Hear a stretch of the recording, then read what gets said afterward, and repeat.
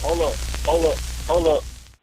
It's that boy G Planz. Don't give a damn. He cooler than a fan. Walking real tall. Some say he's a man.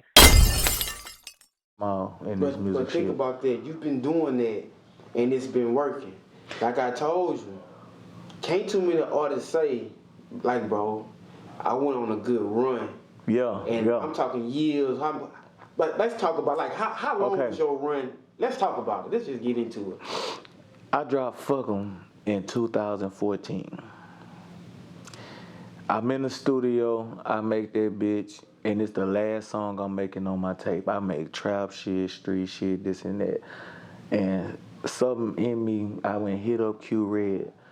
And my partner say, he making all the hits at that time, you know what I'm saying? He made a lot of beats for Level, you know, different type of people at that moment, like just, he was just on the road, like you knew Q Red on the track. Earlier in your career, all right, y'all hooked up with Q Red. Now mind you, Q Red produced Young Ready, Yeah.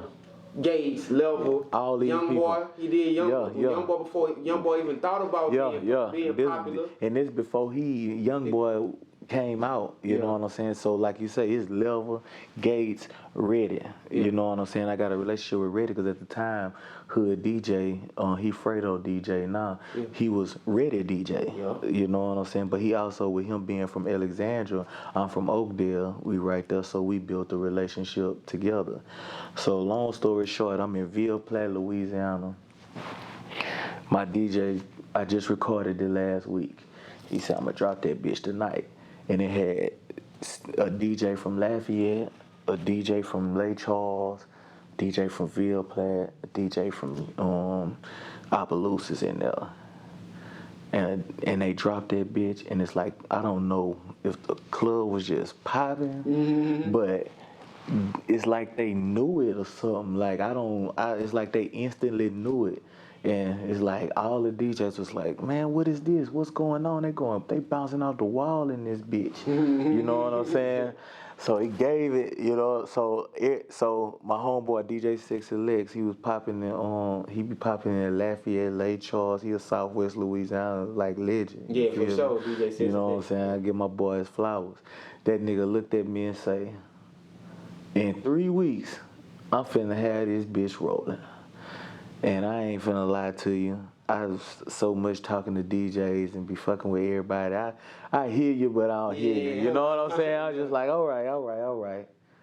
Within them 3 weeks, from Youngboy, we threw a party in Oakdale, Youngboy, and Eunice, Louisiana. We threw them ourselves each weekend with my homeboy Kinski and my homeboy Slick from Eunice. Each one of us was all do rap, and we all like, okay, we're gonna go to each one of our cities and we're gonna support each other. Every last one of them shows for the next 3 weeks since that party was packed. You know what I'm saying? Like to the roof. So everybody was like, God damn, is this bitch popping? After that third week, we'd have made just breaking down the money off the door, and I made a good amount, a few thousands, probably like 10. We broke it up 2-3 ways, you know what I'm saying? So I'm just like, but that's good for a nigga that don't make money off music. I just spend money, you know what I'm saying? So shit, after that, everybody started calling my phone, asking me how much I charge for shows. I didn't even know what to say for 3 weeks, just like that. Within 3 weeks. After I did that, we did them 3 shows again the next 3 weeks, and all of them was packed again. We did them in rotation.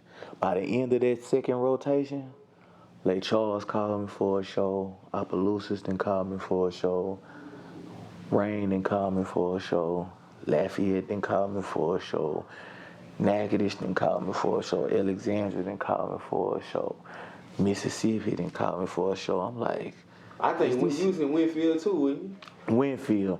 We used to throw crazy parties in Winfield before Fuck 'em jumped off. So I had kind of like a name kind of lived in them areas already because we've been working the music, just grinding everywhere. You know what I'm saying? But after Fuck 'em dropped, man, we threw everywhere that we had like little plugs in, we threw major parties like Winfield. Packed them hoes all the way out to the max and it'd be crazy. Like, I never forget, I was 16 years old opening up in a club in Abbeville. Try Dackville. Old school bucket. Bitch broke down and the cutlass broke down, passing in front of the club. You didn't even know it turned off. It just rolled to the club. The club was packed. I just pulled on the curb. I got out that hole with everybody parking lot pimping. We go in the club. I rap for the owner, his old lady, and like 2-3 more people. You know what I'm saying? Flash forward a few years later, I pulled up to that same club. It was packed to the max. I damn near cried. I bet you did. I damn near cried. I bet you that did. bitch was packed to the max, man. They syncing my shit word for word, dog. You know what I'm saying? So it was just like a reassurance of this what I'm supposed to be doing. And before I dropped that tape, I had dropped like 3-4 tapes, and I was like, if it don't work this time, I quit. That's like me going to Q-Red. I went to Q-Red with the mindset of this nigga making hits for all these niggas, and I get with him and I spend a few racks with him. I don't make a hit out of all these beats I get from this nigga. I ain't got it. You feel me? And that's what gave me my extra boost to keep going. I dropped it, then I dropped Bitch Come and See Me. You know what I'm saying? Then that hoe went to roll. And then I got with Star in North Louisiana. R.I.P. DJ Star, man. That's my brother. He immediately put my, you know what I'm saying, shit in rotation on the radio. He immediately got me shows, you know what I'm saying, like in North Louisiana. Because at first I was just doing shows from Natchitoches on down. Mm-hmm. But because of him, B Solo, Baby, the Twins, you know what I'm saying, AP, people like that, I started getting booked in North Louisiana after that. What really happened was I got booked in Cocoa Palace. And once you do, you know, that's the mecca of North Louisiana. Yeah. Once you shut Coco's down, you know what I'm saying, everybody called me. You shut it down? Oh man, it was crazy. It was Baby's birthday party. That bitch, I'm in that bitch. I'm like, oh, this bitch 3 stories. It's packed to the max. They sweating. They just bopping everything. I was like, man, oh my God, is this the livest club I ever been to? Besides, the only thing missing with that, I had to say that the Delta Grand One was in Opelousas, Louisiana. Yeah. That hoe was, it put you in that mode, you know what I'm saying? So, man, when they called me, they was like, y'all don't know him, but y'all just damn sure know his music, you know what I'm saying?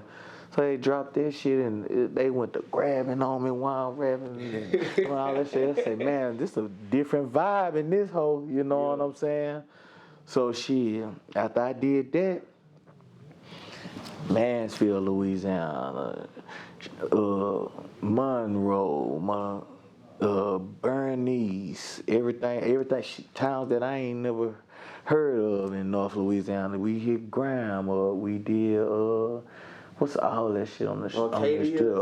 Kashada, you know what I'm saying? I'm talking about Jonesboro, all them little areas, did them from Winfield on up, you know what I'm saying? Then Vicksburg, you know what I'm saying? Port Gibson, all that shit linked in with Swayze, you know what I'm saying? Mississippi, that's shout out Stay Woke. That boy supported me from day one, you know, people like him, Mohead Mike out there in Jackson, like people just was just gravitating towards me, you know what I'm saying?